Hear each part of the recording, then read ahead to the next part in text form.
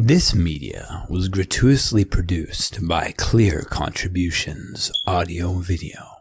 The intellectual property contained within belongs to Dr. Richard Gardner and Garland Science.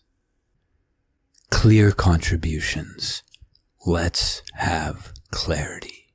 All right, on the homework, mostly there's just one thing that most people got backwards. So I don't know if it was the one right here on the right side of this one, where the protein, I don't know how this got cut off on this one, but I apologize for that. Where the protein got cut off, where this says amino acids, that should say amino acids, that should say nucleotides. It worked on, looks like it works on this paper. I don't know. So it printed out fine. Why this happened over here, I don't know. Anyway, that says protein to amino acids. If the protein is getting taken down to amino acids, it's getting degraded. And so that would come under protein stability. If it's not stable, it gets degraded. And likewise, mRNA getting degraded down to nucleotides. Oh, I just clicked on it, and now it worked better for a second anyway. So that's degradation of mRNA getting broken down to nucleotides. Protein to modifying it, that's probably like activating an enzyme or something. So that would be like protein activity control. You add like a phosphate group and that turns it on. So that's this one. Let me go over some of the test problems, not necessarily all of them. So on the replication bubble. That doesn't work. You always have Okazaki fragments in opposite corners. In this case, they're going to be in these opposite corners and in this opposite corner. So you should always make sure that your new strand is made 5:3. So if that's 5, the new strand, this is 3 of the new strands, so you're going to go 5:3 new strand, anti-parallel. Some people had their Okazaki fragments pointed towards the fork. They have to point away. The whole point of Okazaki fragments is that you have to open up a little bit more. So the helicase opens up, and as it opens up more, then you can start a new fragment. And then as it opens up more, you can start a new fragment. So they're going opposite direction to where the fork is opening. If they went the same direction, then you could just make it in one big piece, just continually, as this opens up, you could just continually go like this. Does that make sense, everybody? They're going the opposite direction to the fork is opening, which is why you've got to make them into pieces. And they're always in opposite corners. So, yeah. For number 2, we had talked about a bunch of enzymes. So I put a whole bunch on this thing I just passed out. Helicase, ligase, polymerase, primase are the main ones. And then you also have like a telomerase, which is right after replication. You make your telomeres a little bit bigger and your topoisomerase kind of at the same sort of time as the helicase is operating. And a lot of people forgot some of these enzymes. 6, mRNA is formed with transcription, starts the promoter, 5:3. A whole bunch of people put 3 to 5. Thought we've been over that a bunch of times, but new strands of DNA and RNA are all made 5:3. E, I didn't make a huge deal about this, but I did bring it up once. Prokaryotes have no nucleus, so that you can transcribe and translate at the same time. You could have a sort of if that's the RNA, it's getting transcribed, and then down here you can have a ribosome translating that RNA even before it's finished getting made, because there's no nucleus. In the nucleus situation, the eukaryotes, you have to transcribe, then the RNA has to leave the nucleus, then you translate, so you can't do it at the same time. The enhancer is the activating transcription, and it could be several thousand base pairs away. So you could transcribe here because you have some activation going on the other strand way down here, and this folds over, and that's your enhancer sequence. Let's see. So a bunch of people got HATs right. HATs are a histone acetyltransferase. They add acetyl groups to histones, which loosens the DNA, allows transcription. Leucine zippers, hardly anybody remembered that. Those are just it's a type of transcription factor.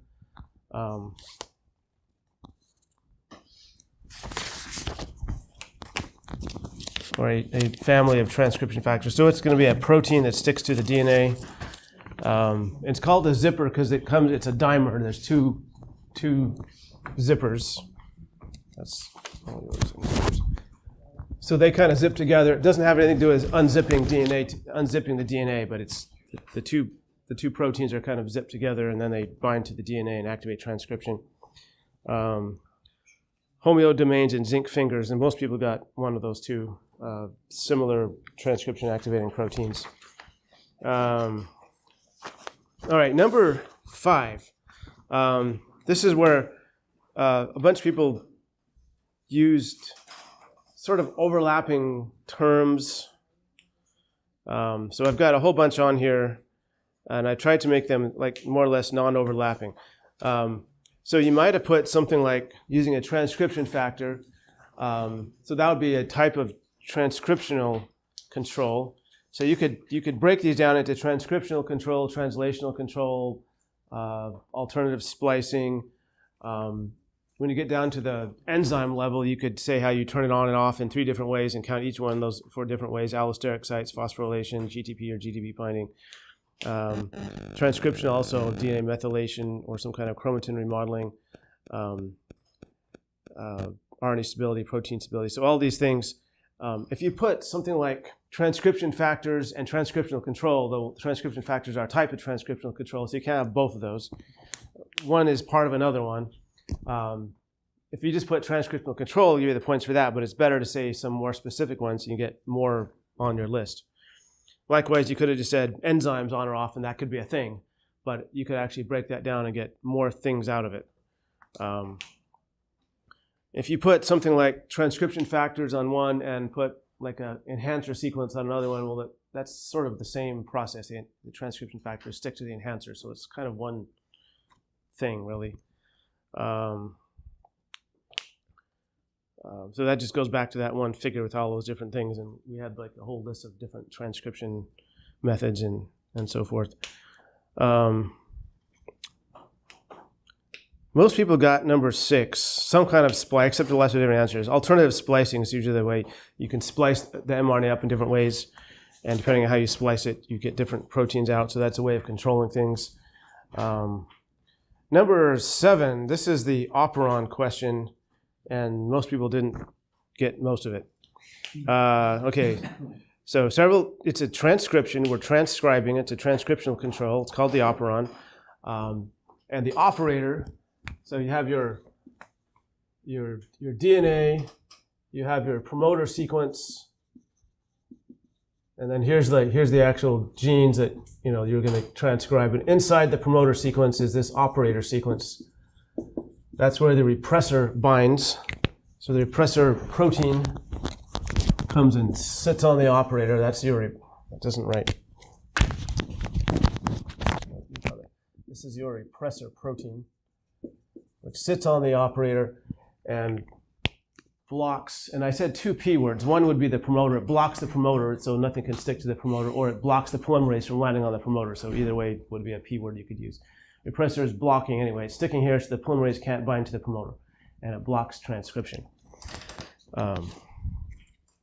So that was 7. Now I should have put more of this one. There's a couple of them as I looked over the study questions that I should have put more on there, but then again there was 105 possible, and I actually miscounted, so there's actually more like 108 possible. So the first 8 points you want to complain about. Don't complain about the first 8 points, but after that you can complain. I did say on the study guide, not necessarily comprehensive, and then a lot of the other issues were we had things that I probably should have put on there, but they had been on quizzes and homework, so and then also on the weekly emails I put a bunch of different kind of summaries of things, which could have been useful. Number 8, most people got most of these ones, so that was good on those. And a bunch of people got polymerase chain reaction for the little extra point there. For number 9, most people got this one, or at least most of it.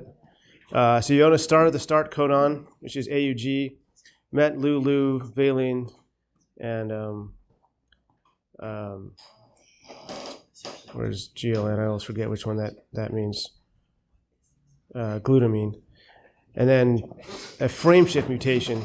A few people noticed that Lu had changed to a trip and figured out that you could change a U to a G, but that doesn't quite do it. You got to, all the rest of them are changed too, all the amino acids from that point on. So you got to have a frame shift mutation to do that. So you're going to delete one of those 2 U's, and that'll give you a frame shift mutation that result in this. So a lot of people found that. Number 8, 2 cDNA libraries.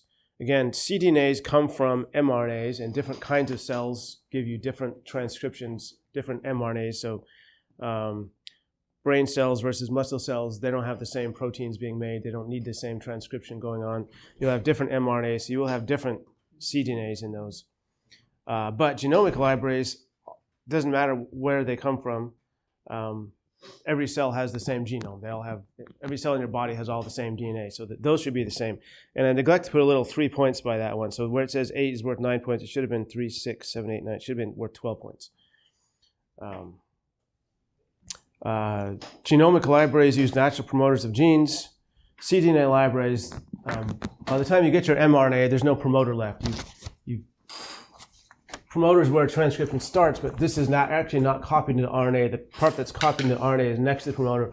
The gene is copied into RNA, then that's copied into cDNA, but there is no promoter because that was never copied. That's just used to say here's where the polymerase is going to start, and then it starts copying. So because of that, your cDNA library doesn't have a promoter. So that's why in the last part E, if you use a cDNA library, you've got to add a promoter to it. So you can splice on a promoter to that if you want to actually transcribe it. For part D, most people got this one. If you want E. coli to express the genes, you need a cDNA library because cDNAs have no introns. They've already been spliced out at this point. If you put in a gene with introns into E. coli, it doesn't splice out the introns. It doesn't know how. And so it won't make the right protein. Number 9, and this we just talked about on Monday. So I had this list on the board, and again, I looked over and I should have made a bigger deal about this on the study guide. I had a whole bunch of techniques, but I didn't specifically put on there about transcriptional control. But I did have a big list on the board. And it was reporter genes, northern blots, gene chips, western blots, and RT-PCR. A bunch of people put southern blots, and I specifically remember saying on Monday that if I were to ask this on a test, a bunch of people will put southern blots and don't do it. And a lot of people did it anyway. So southern blots tell you if a certain DNA is present or absent, but it doesn't tell you if that DNA is being transcribed or not. Northern blots are measuring RNA. The RNA is there, so then you know that something must have been transcribed. So let's see. And then for number 10, and I put a couple of snarky comments on some people's, but a lot of people did this, so please don't feel upset if I didn't mean to. I didn't mean to be. But the question was, how are genes duplicated? And a lot of people put gene duplication. Well, yeah, that's the question. How are genes duplicated? The genes are duplicated by gene duplication. Well, okay, so we're looking for misaligned crossovers or some kind of a copy and paste. If you put just transposons, some transposons are the gene will jump. It just moves, gets cut out and moves somewhere else. That doesn't actually make a copy of it. That just moves it to a new place. So you've got to specify it's going to get copied. So it goes to mRNA, that gets reverse transcribed to cDNA, and that goes makes a copy and puts it somewhere else. All right, number 11, most people got at least half of these, if not more. DNA methylation could have been ambiguous because there's a couple of different instances where DNA is methylated. But we did talk about DNA methylation as it blocks transcription. So that's kind of what I was looking for. Although DNA methylation can also be used after replication to mark, you can methylate your DNA so you know which is the old strand, and then you replicate it, that new strand is not yet methylated, so that kind of marks which one's the old and which one's the new strand. So that's sort of replication, but not exactly, because it kind of happens afterwards. But it's mainly a transcriptional, it blocks transcription. TF2D is a transcription factor. Okazaki fragment is a replication thing. RNA primer, a bunch of people they saw RNA, and that made you think about, it's got to have to be transcription or translation. But the primer, remember, is what you put in to start replication with. So that one got a few people. Translation, frames, the frame refers to when you translate. Spliceosomes happen right after transcription, but it's very close to transcription, so that's the closest one. And then the last one is translation. A lot of people got at least part of different kinds of RNAs, and we didn't talk about them very much. I just want people to remember that there are more kinds than that. If you got anywhere in the billions on number 13, I give you at least partial credit for that. It's 3 billion in the haploid genome or 6 billion in the diploid genome. So if you count just one of each chromosome, that's 3 billion base pairs. If you count both of each chromosome, that's 6 billion base pairs. If you put millions, several people, I think, put like 3 million, which sounds really close, but a billion is 1,000 times a million, so you're really 1,000 times off. So, and then for 14, and I this is another one I should have put on the thing about the study guide was didn't go into much detail like it should have, and so I apologize for that on the histones.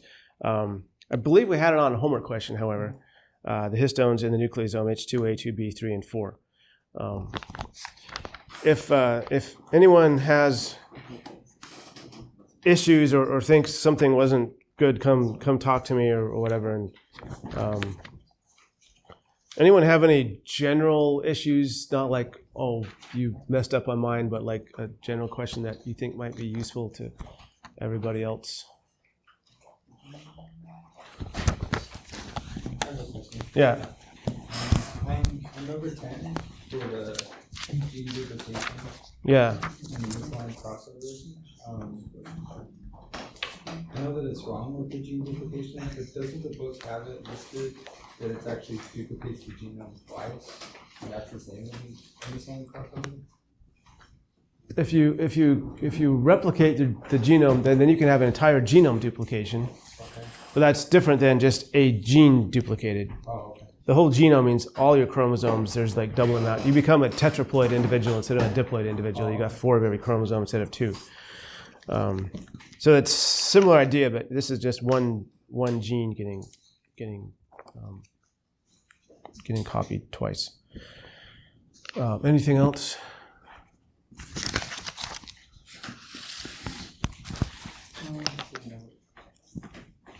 All right, the average, let's see, the average here was like 13 points lower than the first test. I'm still considering, I don't know, I haven't figured out what I want to do on this one yet. I'm thinking maybe a couple of these ones that a lot of people miss, like having them pop up again in some context. Well, I don't know when, because we don't have a lot of time, for some partial redemption on some people's. I'll have to think about that. All right, let's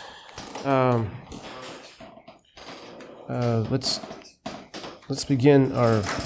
So now we're on a totally new subject here.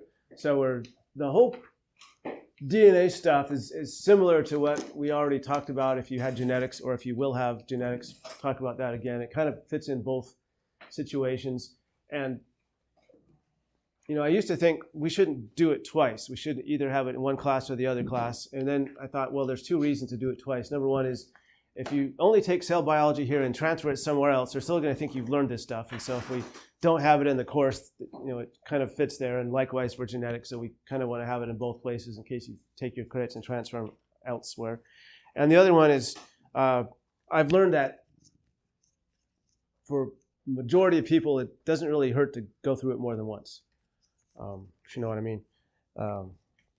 So that whole stuff is kind of, now we're going to get more into the more cell biology stuff. And everything here is probably stuff that is something you probably didn't do. Almost everything here from now on. The one exception is we are going to go back and talk about respiration again, cell respiration. And some people haven't had this very much, and some people are sick of it. It comes up in general biology. It comes up in zoology. It probably comes up in like physiology. I don't know. It comes up in botany, which is no longer a required class, but if you had botany. So that's another hard one for me, because some of these other, like half the class has had genetics and half hasn't had, so it's like hard to do. And that's another one where some people have had it a bunch of times and they're sick of it, and so it's hard to know kind of where to go with it. The membrane stuff in this chapter and the next chapter, and then the cell communication and cell moving things inside of cells and cell cycle stuff is all fairly specific to cell biology, so it should be easier to kind of keep everyone on the same page. All right, so chapter 11 and chapter 12 are both about membranes. Chapter 11 is sort of a membrane structure chapter, and chapter 12 is kind of a move things across membranes kind of chapter. So one's sort of a structure, one's kind of a function. So we start out with just a few overview kind of diagrams. Why do we have membranes? It's so you can't really have a cell without a membrane. You've got to enclose stuff so you can have different things on the inside than the outside. That's all this is saying. Membranes, eukaryotic cells have all these internal membranes. So the Golgi, the ER, mitochondria, chloroplasts, lysosomes, and the nucleus are all surrounded by a membrane inside, and it's similar to the outside, the cell membrane. So you can have little compartments inside the cells and have different kinds of things inside the compartments as you do in the rest of the cell. Prokaryotic cells do have certain compartments. They're not membrane compartments. They're more like little protein compartments, and they're not very highly developed. And they're the prokaryotic people always try to tell you that, oh yeah, we have stuff too, but it's never quite as good, you know. So it's kind of always like the prokaryotic people are trying to play catch up and trying to be like, they have an inferiority complex, and they want to say, well, look, we have, and you know, our cells have, but it's no, I'm not dissing them. I mean, I would do the same thing if I was a prokaryotic researcher as well. And to be honest, prokaryotic cells are so complicated that we can't make one, so it's not like they're just some simple little thing. All right, so we got membranes, and this is just another little overview of kind of what membranes can do. They can move. There's information that comes through the membrane in the terms of like hormones and signal molecules. This will be the subject of chapter 15. Some of these molecules come through the membranes, and some of them hit receptors on the membranes, but either way, the membrane has some role in receiving information. And then things go in and out of membranes. So the next chapter will be like importing and exporting, moving things across membranes. So this is just a overview of a cell and all the different membranes. And this is a lot of the stuff we talked about: lysosomes, Golgis, ERs, mitochondria, chloroplasts. Not on this one, but that's, you know, the nucleus. Peroxisome. We're not going to talk much about peroxisomes. They have hydrogen peroxide inside of them. Either on purpose, like, oh, we need to have a place with hydrogen peroxide so we can put things in there to be oxidized, or else we've created hydrogen peroxide as a waste product, and we need to like put it somewhere safe so it doesn't like ruin the cell. So the book doesn't really say much about peroxisomes, but all these other things are membrane bound. All right, so here's the membrane. Hopefully everybody remembers the idea of the lipid bilayer. So we got these lipids. They form two layers. That's why it's called a bilayer. And here's the picture of the lipid, the hydrophilic head and the hydrophobic tails. Which one of these wants to interact with water? The hydrophilic. So hydrophilic wants to be with water. Philic is to love. Hydrophobic, phobic is to hate. So the tails, and there's different kinds of lipids, but most of them are phospholipids. But here's sort of a phospholipid here. It's got a phosphate group in there. Here's the bigger picture, that choline group on the top there. It's got a positive charge, and you don't have to memorize how to draw the choline group, but it's got a positive charge, and the phosphate group has a negative charge. So you actually got both kinds of charges on there, so that it's very charged. And then the tails are basically fatty acids. So you got fatty acid tails. What do you know about the right tail versus the left tail, as far as what kind of fatty acids? One's unsaturated. All right, one's unsaturated, one's saturated. Which one's which? Which one's the straight one? The straight one will be your saturated one. Again, saturated means you have as many hydrogens as possible, and so you have as many hydrogens as possible. Every carbon's got 2 hydrogens on it, and the one on the end has 3. And where there's a double bond, then you can't have as many hydrogens because every carbon can only have 4 bonds. So this way, these all can have hydrogens, but if you have a double bond, you can only have 4 bonds. So you can only have 2 hydrogens. So these are all hydrogens, of course. So your saturated and unsaturated. And the unsaturated tends to bend at the double bond. It will kind of kink. So you get something like that. And so the cell can actually kind of control, does it want to have saturated, does it want to have unsaturated, or some of each like this, and kind of how long should those fatty acid chains be. And that's going to affect the fluidity of the membrane.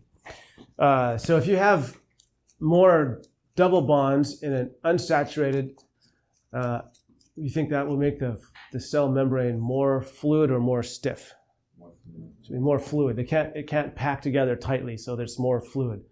So if you have more straight tails, it'll be more stiff, and more bent tails will be more fluid. And so if the cell gets new environments and wants to change a little bit, it can start synthesizing either more saturated or more unsaturated. In a situation that's really cold, things that are really cold tend to be more solid, right? You think about them kind of freezing solid. So if the cell is really cold, then you don't want it to be too solid. Then you might want to start making more kinks to make it kind of counteract the coldness, to make it a little more fluid. If it's really hot, then that tends to make things more fluid, so you might want to make them more straight to kind of counteract that, to make them a little more solid. You can also change the length. So the longer it is, the harder they are to move around. It just kind of makes intuitive sense. The longer the tails are, the more difficult it is to move, and that kind of tends to make it a little stiffer of a membrane as well.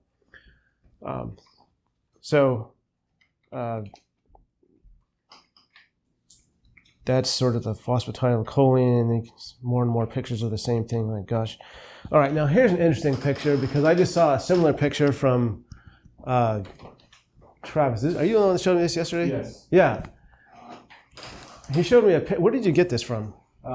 Fourth edition. Because yours said hydrophobic hedge, didn't it? Yeah, I fixed it. Yeah, but it said so. It's a hydrophobic hedge. So I don't know where you got this. I think someone pirated it and they got it wrong. It's like a Chinese, they pirate things and I did get it pretty cheap online. get it wrong. I don't know. Maybe like it was an early draft of the figure and someone leaked it, and it's like where they leak the videos for the movies. Anyway, so where it says hydrophilic heads up here, here's different kinds of lipids, and they have hydrophilic heads, and his figure said hydrophobic heads, and he showed it to me, and I'm like, wow, I don't recognize this. So be careful where you get your information from, I guess. Someone's out to sabotage you. And I shouldn't have said anything about China. Well, it's just that they do a lot of pirating over in China. I'm not trying to be like prejudiced against Somalia. it. You know what I mean? Yeah. So, all right. So here's a couple of different types of. So here's a phosphatidylserine. Instead of having that choline on top, it's got a serine. That's like an amino acid serine. So it's a little bit different of a lipid, but it's got the same organization. Still, it's got a hydrophilic head and hydrophobic tails. Here's a glycolipid, so it's got a sugar. Glyco always reminds you of sugar, so it's got a sugar on it, and so that's also hydrophilic. So there's lots of different variations. That the phosphatidylcholine, whichever one. This is sort of the most common of the cell membrane lipids, but you've got like a variety you can have in there. And then there's cholesterol, which is sort of different entirely, but it does have that little tiny hydrophilic head, the OH, and the rest of the molecule is hydrophobic. And cholesterol is smaller. This is sort of drawn to scale, and it's smaller than the other kinds of lipids, but it will stick into them. I don't have a nice picture of that somewhere about cholesterol. I might have a nice picture, but I don't think so. It'll kind of stick between the lipids and tend to stiffen the membrane a little bit. So without cholesterol, you end up not being stiff enough, and it kind of falls apart. So the cholesterol, kind of smaller, kind of sits into little holes between the phospholipids and makes it a little more full. And this is why you've got to have cholesterol, because it's important in your membranes. Most of us get too much. Not too many people are like dying because they don't have enough cholesterol, and your body can make it anyway. So, but it will make your membrane sort of stiff enough. All right, so if you have a whole bunch of lipids and you put them into water, they will spontaneously form this bilayer because the philic heads want to get towards the water. The phobic tails want to be away from water. You don't have to form that. It will happen by itself, and it will happen in 3 dimensions like this. So imagine this is not just a circle, but an entire sphere. You put these lipids into water, they'll automatically form this whole sphere of a lipid bilayer. Water will be on the inside and on the outside, and the tails, and this whole thing is like spherical. So that's your basic cell membrane. That's kind of what they're showing. If you had just a flat plane, you put it in water, the edges, those tails are exposed to water on the edges, so that's why it's going to form an entire sphere, so that there are no tails that will be, no hydrophobic tails that will be exposed to water. So automatically do that. The lipids themselves are sort of fluid again. They can move around. They're not like stuck together. They can all move within their plane. They generally don't flip by themselves from the top to the bottom, but they'll move around in that plane. It's like if you had 1,000 ping pong balls and you pour them into your bathtub and they're all floating on top. They make a nice layer on top, but they're not immobile. They can all move around. They can slide around like this.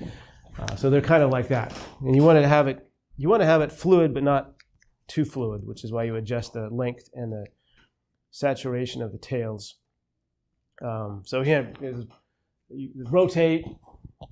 The tails can bend around, but you don't usually get flip-flops. It's hard to get a flip-flop because then you've got to start moving hydrophilic things through hydrophobic areas, and that's not going to happen very much. Here's the picture I was looking for, the cholesterol fitting in between here. So there's too big of a space without the cholesterol to really have it be a nice membrane, so that kind of fills in a little space and kind of makes it a little more stiff.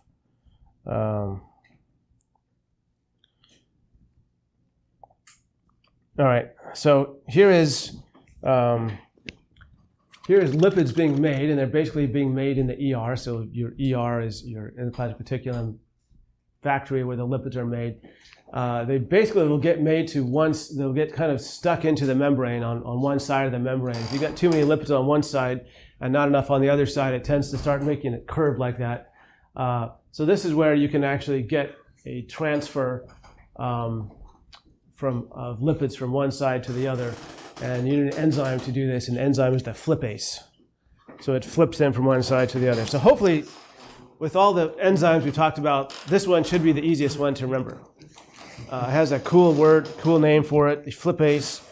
You get your flipase in there, and you can get them correctly oriented, the right number on the right side. Now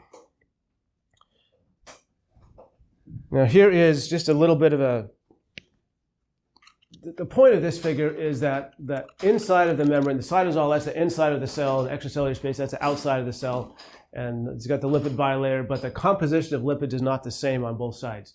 So you can make the lipids in the ER, different kinds of lipids. You've got the glycolipids, those are the ones with the blue, have the sugars on them, and then some of those are the phosphatidylcholine, and some are like the phosphatidylserine, so different kinds of lipids. And as they're made, they might all be kind of made on one side, but the flipase can flip some to the other side, and there's usually a difference in which kind of, you can see that there's some of each kind on both sides, but it's mostly that there's certain ones on the cytosol side and certain ones on the extracellular side. The sugars, the lipids have like a sugar as part of them are generally always on the outside of the cell.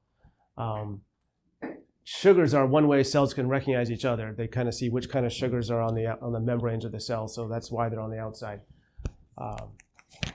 So not like you should memorize which colors are which. I mean, this is just an abstract figure, but the sugars are important. They're on the outside. And otherwise, the composition can be different from the inside to the outside. All right, now here's a figure. And what this is trying to show you is, if you think about endo and exocytosis. I don't know if we ever talked about that. How many people are familiar with endo and exocytosis? All right, so you've got, say, something like the Golgi, and it's going to dump something to the outside of the cell. So it pinches off a little part, and when you pinch off a part of the membrane, that's called a vesicle, and that vesicle moves to the membrane and dumps the contents outside. That is exocytosis, dumping to the outside, and then endo is just the opposite, taking it in. So it can go the other way too. So you can be something on the outside of the cell wants to bring to the inside, it kind of folds its membrane around, just reverse the process, pinches it off, you got a vesicle again, that can fuse with the Golgi or something else inside and then deliver it inside. So there's endo and exo. If you look at the membrane, they've colored the outside of the membrane and the inside of the membrane different colors so you can kind of see which one's which. So this is the lipid bilayer. And as you pinch off a part, there's the inside part in red and the outside part in yellow. And as that fuses with the membrane, now the outside of the cell is red and the inside is yellow. So it's basically like, let's say if you had a cell and a vesicle, and these are about to fuse together. So to fuse, we're just going to connect these membranes like this. So what was on the inside of this vesicle is now on the outside of the cell. And the part of the membrane that was on the inside of this vesicle as it fuses is now kind of on the outside of the cell. And any object that was on the inside of this vesicle now becomes on the outside of the cell. So it's kind of like they've swapped places here. This outside membrane here is this yellow is the same as the inside membrane of the cell. Does that make sense, everybody? If you kind of look at that and kind of picture it happening here. Maybe I can draw this better. I don't know. They drew it pretty well there, but let's say you've got a cell and it's got both membranes. Now I'm gonna pinch off a little part. So to pinch off, I'm just gonna kind of go like this.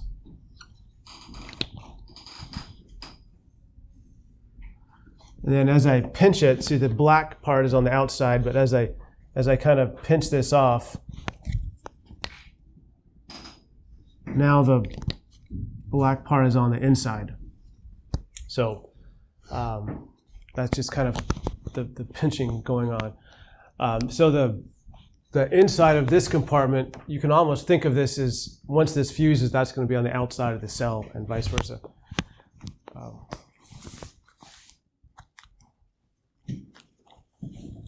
Everybody picturing this in their mind, what's going on here? All right, now we come to membrane proteins. So we've got all kinds of proteins in the membrane, and here are some of their uses.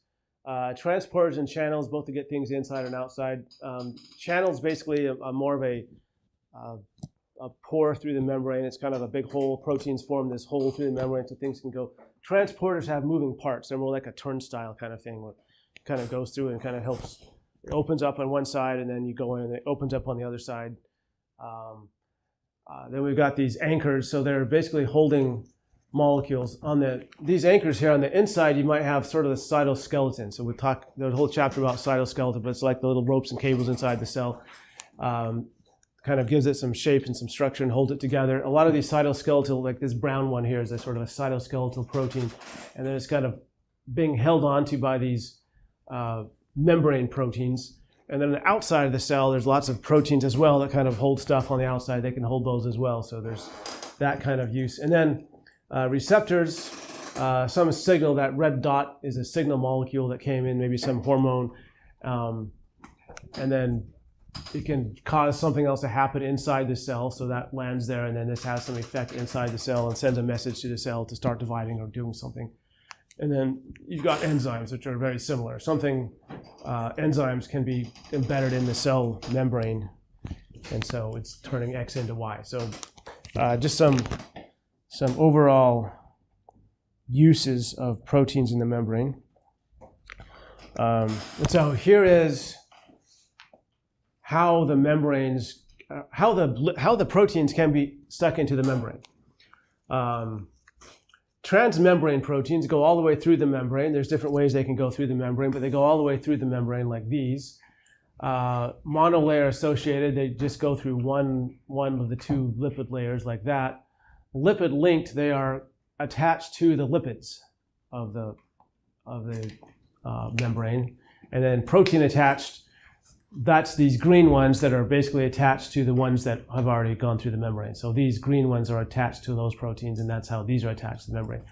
All right, some of these attachments are like the lipid linked. This is a covalent attachment. So they're covalently attached to the lipids. So that's a really nice, strong attachment to the lipids. And the protein attached, those are generally non-covalent.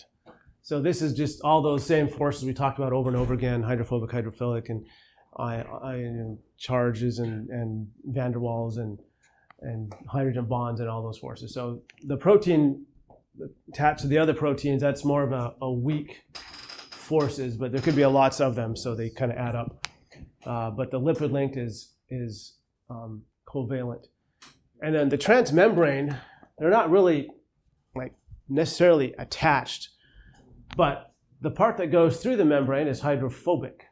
So that this is a helix. What do we call a protein that goes like in a helix? That's an alpha helix. So we've got alpha helix going through the membrane, and that alpha helix, all the amino acids are hydrophobic in this case, and that's why it wants to stay stuck in the membrane.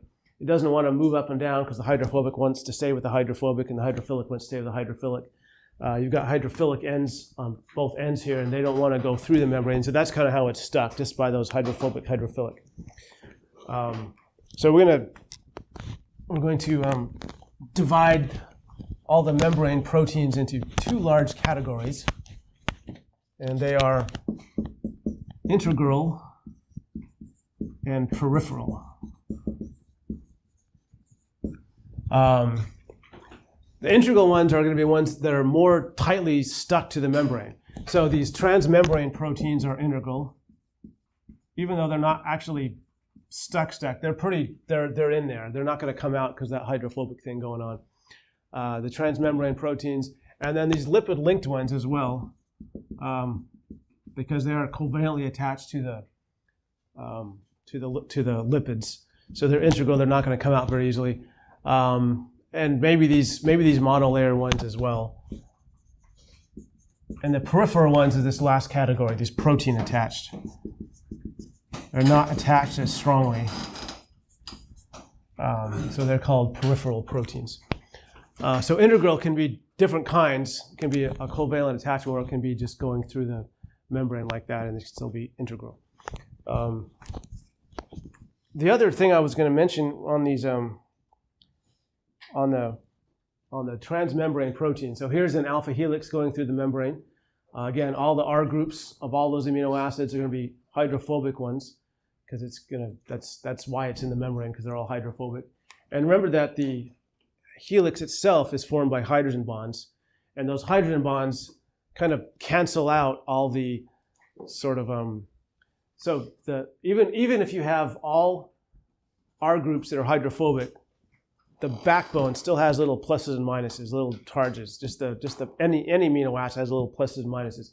But as you form hydrogen bonds, like forms the helix, that's all kind of canceled out. So that makes the entire helix hydrophobic, and it wants to stay in the membrane like this.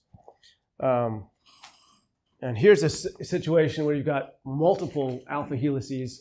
They're all in the same protein. You start here, you go through the membrane, alpha helix, little loop, another alpha helix, little loop, another alpha helix, little loop, another alpha. So you can pass through the membrane multiple times with alpha helices. And now here's actually a little pore down the middle. So this could be like a transport where molecules can get through the membrane through that hole down the middle. Now this one is actually a beta sheet. And if you're in a beta sheets, they also are formed by hydrogen bonds. So if you have all hydrophobic R groups, and again, the hydrogen bonds kind of cancel out all the other little charges, and then you take your beta sheet and you kind of fold it around into this is called a beta barrel. Just take your sheet and just kind of fold it around, and that can go through the membrane as well. So that's what they showed you on this picture here. These two on the left, these are alpha helices, either going through once or going through multiple times, and that's like a beta sheet that's three-dimensionally folded up into a barrel shape, so that's your beta barrel, and that's all integral proteins. All right, I want to put on a little bit about dissolving the membranes, and then we'll talk about how you know if something's integral or peripheral. These are detergents. Detergents are very much like membrane lipids, except they only have one tail instead of two. But they've got this pink part, which is hydrophilic, and they've got a blue part, which is hydrophobic. So very much like the membrane lipids with the hydrophilic, except they only have one tail. Anyone know, by the way, what the term is for a molecule that has both a hydrophilic part and a hydrophobic part? It's amphipathic. So I don't know if I even dare write this because I'll probably spell it wrong. I think it's PHI, amphipathic. Don't quote me on the spelling. Don't let the camera see that in case I did it wrong. So it's got a hydrophobic part and a hydrophilic part. SDS is not Students for a Democratic Society. That was if you know, that's a radical group in the 60s. They like bombed universities and did sit-ins and violent protests and stuff. They're not very democratic. SDS is a common detergent, and you know, sodium is this. It's ionic. There's a sodium ion, and then this whole sulfate part is an ion, and then it's got the hydrophobic tail. When you have these detergents, they will mix with the membranes, and they will dissolve the membranes. So, one difference between the cell lipids with two tails, they can form in a row like this, but the detergents only have one tail, so they tend to form sort of like this. Now these couldn't do that because they have two tails, they're just too bulky to be able to form like this, but the detergents with the one tail, they can form like this. So if you mix detergents with a cell membrane, they can mix up like this, and they will dissolve your membrane. The detergent molecules kind of just slide in there and form something like this and take chunks off your membrane, and they'll just kind of slide right out and your membrane will just dissolve. So this is how you can get rid of a membrane by adding detergent to it. That will dissolve the membrane because the detergents slip in there and form these structures like this. And so this is a good one. This is an easy one to draw. You can draw little bits of bilayers like this with detergent here to kind of show how the detergents dissolve in the membranes. So we'll just end on this. If you want to decide, if you have a protein that you're studying and you know it's a cell membrane protein, but you haven't figured out if it's an integral or peripheral protein, the integral proteins will only come out of the membrane if you dissolve the membrane. You've got to add detergents that'll dissolve the membrane, and that will release all of these. And it will release these. If you dissolve the membrane, then all the lipids are all dissolved, and then these membranes, these come out. But unless you dissolve the membranes, you can't get them out of the membrane. The peripheral proteins like these, if you just add a bunch of salt, that will disrupt the sort of ionic connections here, the little electrostatic connections, just by adding salt. So if you can add salt and proteins come off, they must have been peripheral proteins, because the integral proteins won't come out until you dissolve the membrane with detergents. So that's sort of the key. If you're studying these, you add salt, see whatever comes off, those are your peripheral, and then you add detergents, and everything else that comes out, those are your integral. All right, we're out of time. So we'll continue our membranes on Monday.